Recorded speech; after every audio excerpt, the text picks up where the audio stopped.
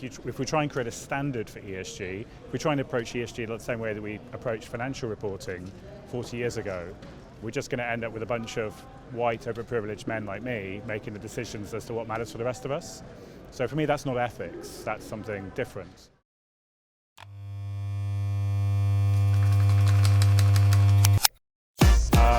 And so for me, really that period from 2011 through today has been a real focus on how technology, this unbridled enthusiasm for digitalization can manifest environmental or social risks. And I think since 2016, I think it's much clearer to people. For me, Cambridge Analytica, that scandal was like the hole in the ozone layer moment for digital risks.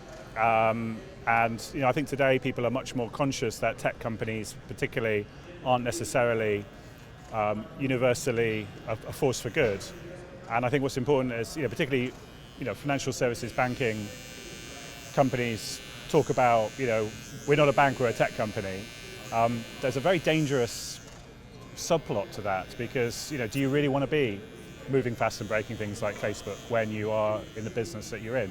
Banks obviously have a fiduciary duty to clients and tech companies don't just yet. And I think that fusion between the two is quite an interesting place to be. So for me, that's where the passion comes from. It's this love of tech, but this fear of the darker side.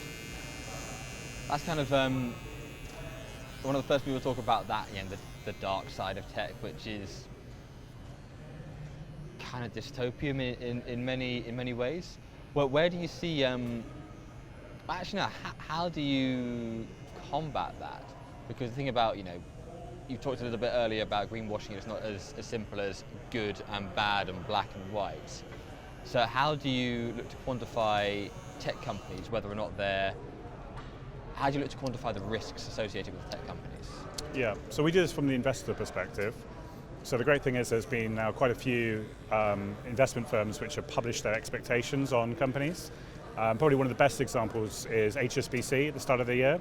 So they have about 700 billion under management, and they publish a document which really sets out their expectations for organizations who want to use AI for human capital management.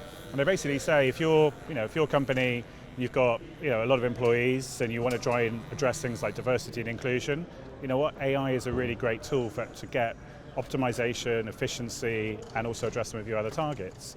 But it carries all these risks, and therefore, we as a responsible investor want to make sure that you're cognizant of these risks, and therefore here's what we expect you to do.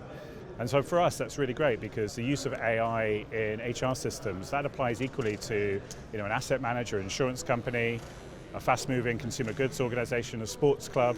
It really transcends the whole of the market. There's a common theme there. Organizations want to hire the best talent, want to address diversity, but they need to manage against the risks. And so for us, it's about looking at the organization through the lens of the clients and providing the client an understanding of where the risks might be in their portfolio. Very well said there. So, studied law. Yeah. You've worked at a few data tech companies, worked at a few banks. Yeah. What are you doing now, and more importantly, why? Yeah, so I started a company on leaving Fidelity 2.5 years ago. So I saw that a large asset manager like Fidelity is buying in data from many different market data providers on ESG questions, but there's a huge amount of inconsistency between that. Why? Because we've all got a different view in terms of right and wrong, ethical, sustainable. We have no common definition of these things, nor should we. That's the point. We shouldn't have a common definition. So building a house view for a firm like Fidelity or BlackRock or any asset manager is really hard.